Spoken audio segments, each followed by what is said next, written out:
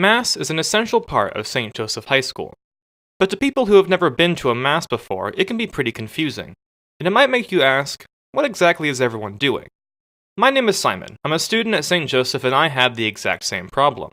I wasn't raised Catholic, so going to Mass took some getting used to. A lot goes on during a Mass, and it was tricky to follow along, especially the first time. But I was helped by the teachers, and now Mass isn't the challenge it used to be. So now I'm here to help you understand Mass at St. Joseph.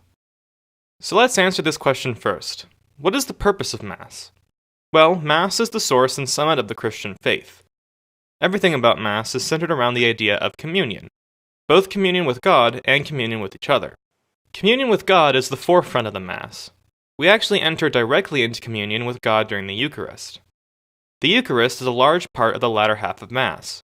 During this time, bread is turned into the body of Jesus Christ, which we then eat. This was kinda weird to me at first, because that means we are eating flesh, but it isn't like that. We're not necessarily eating Jesus, we are bringing Christ into ourselves in a physical way, literally uniting with God to be in communion with Him. During this time, we stand to show reverence to the presence of God.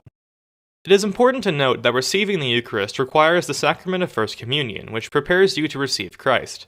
Some Christian denominations allow the Eucharist for everyone, but not in the Catholic faith. Because this is the real presence of Christ, if you have not received this sacramental preparation, you cannot receive the Eucharist.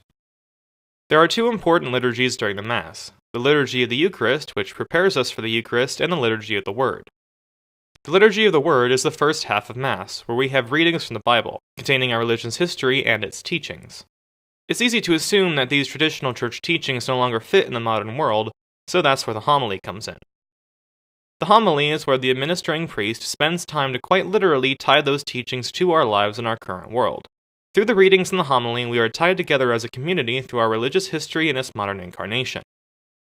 We also enter into communion with God in other ways. These are all the prayers and songs we participate in throughout the Mass. Our prayers worship God, give thanks to Him, ask for forgiveness, etc. There is a good amount of praying during Mass, and even after going to Mass for years, I still can't remember them all. So that's why St. Joseph shows a PowerPoint that outlines the prayers and songs to help us out. One of the most significant prayers is the Lord's Prayer, or Our Father. This was taught to us directly by Jesus, which is why it's so important. So important, in fact, that we hold hands to show our united commitment to God through this prayer. Mass is also a time of communion with each other. At the beginning of Mass, we shake hands and say, "Peace be with you," wishing each other peace because we're all in this together. So that's the core of Mass, communion. There are plenty more details about Mass that have their own purpose and history, but that's what religion class is for. So when you go into Mass, just remember that this is for you to unite with your classmates and with God. The priest will guide you in between the steps, and if you need help, just look at the PowerPoint. Take the time to bond with the rest of the school during one of the church's longest standing traditions, because Mass is an essential part of the St. Joseph community.